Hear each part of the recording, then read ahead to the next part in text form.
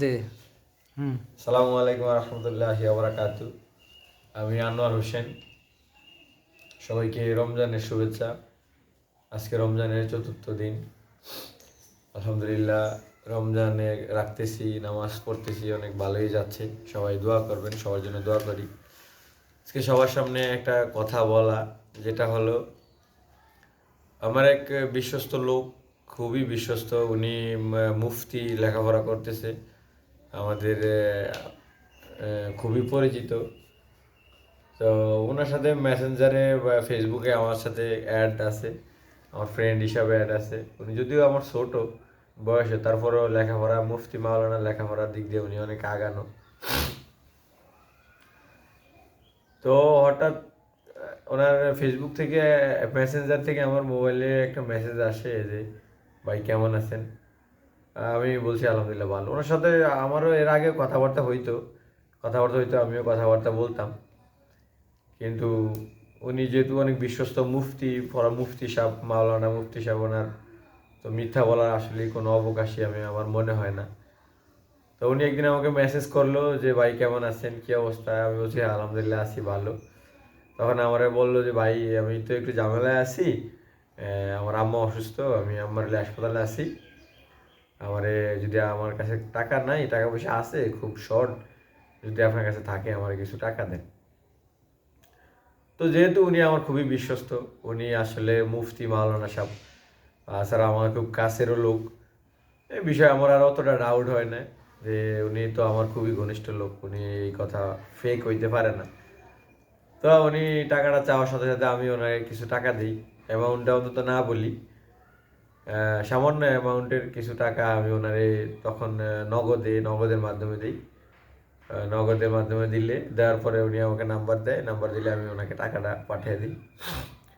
পাঠিয়ে দেওয়ার পরে উনি যেহেতু লেখাপড়াতে আছে, উনি মুফতি পড়ে, তখনকার কালীন মুফতি না জানি মাওলানা লেখাপড়া করে, ঢাকাতে ছিল উনি।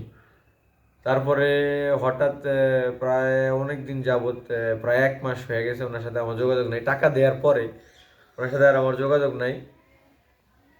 হঠাৎ করে একদিন আমার মাথায় আসলো যে ওনার যে টাকাটা দিলাম, তারপর থেকে ওনার কোনো খোঁজখবরও নাই, আমার মেসেজও দেয় না বা কথাও নেই। দেখি যে ওনার কী অবস্থা, একটা মেসেজ দিই, ওনার সাথে একটু কথা বলি। তখন ওনার ফেসবুক আইডিটা আমি চার্জ করলাম, চার্জ করে আইডিতে ঢোকার চেষ্টা করলাম, যে ঢুকতে পারতেছি না আইডিতে, কোনোভাবে ঢুকতে পারতেছি না। তখন আমার মাথায় আসলো যে ওনার আইডিটা কি হ্যাক হইলো। তখন আমি, আমার বন্ধু আছে, আমার বন্ধুর লোক আলাপ করলাম এই বিষয়টা। পরে আমার বন্ধু বললো যে হ্যাঁ, ওর আইডি হ্যাক হয়েছে, অবশ্যই তুমি ধরা খাইছো। তারপরে আমি ওর এক ভাইয়ের লগে যোগাযোগ করলাম, ওই মুফতি সাহেবের এক ভাইয়ের লগে যোগাযোগ করলাম যে ভাই এমন এমন, ও উনি তো আমার এই মেসেঞ্জারে এরকম এরকম বলছে, আমি তো টাকা দিয়ে দিছি। এই পরে কয় হ্যাঁ, ওর আইডিতে হ্যাক হয়েছে প্রায় 1 মাস আগে, ওর আইডি হ্যাক হয়েছে, আপনি তো মনে হয় জানেন না। তো আমি বলছি আমি তো আসলে জানি না। পরে আমি টাকাটা ওনাকে দিয়েই দিলাম। আর তো এখন তো আর কি করার, আইডি হ্যাক হয়ে গেছে, এখন টাকা তো নিয়েই গেছে, টাকা তো দিয়েই দিলাম, এখন তো আর কিছু করার নেই। এখন সবার উদ্দেশ্যে অন্তত আমার এটা থেকে আমাদের কি শিক্ষা, এটা থেকে অন্তত আমার যেটা শিক্ষা হয়েছে যে, যে যেই লোক যত বিশ্বস্তই হোক না কেন, সে আমার ভাই, আপন ভাইও যদি হয়, আর আপনাদেরও আপন ভাইও যদি হয়, আর মেসেঞ্জারে যদি বলে যে আমার কিছু টাকা দাও, আমি এই ঝামেলায় আছি, আমার কাছ থেকে আমি বলবো আপনারা দিবেন না। আগে ওনার কন্ট্যাক্ট নাম্বার থাকলে কন্ট্যাক্ট নাম্বারে যোগাযোগ করেন, বা যে কোনো মাধ্যমে ওনার সাথে যোগাযোগ করেন যে হ্যাঁ এই অবস্থায় তুমি টাকা চাইছো, টাকা দিব কি না, তখন শিওর হয়ে তারপরে টাকা দেন।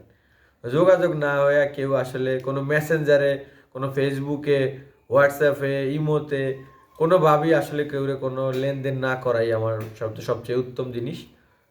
কেউ যদি, কোনো বিশ্বস্ত লোকও যদি, মসজিদের ইমাম সাহেব যদি আপনার কাছে টাকা চায়, কারণ আমাদের কাছে আমাদের মসজিদের ইমামটা অনেকটাই বিশ্বস্ত, সেও যদি টাকা চায়, আপনি তার নাম্বারে যোগাযোগ করেন, তার সাথে কন্ট্যাক্ট করেন, তার সাথে কন্ট্যাক্ট করার পরে তার সাথে লেনদেন করেন।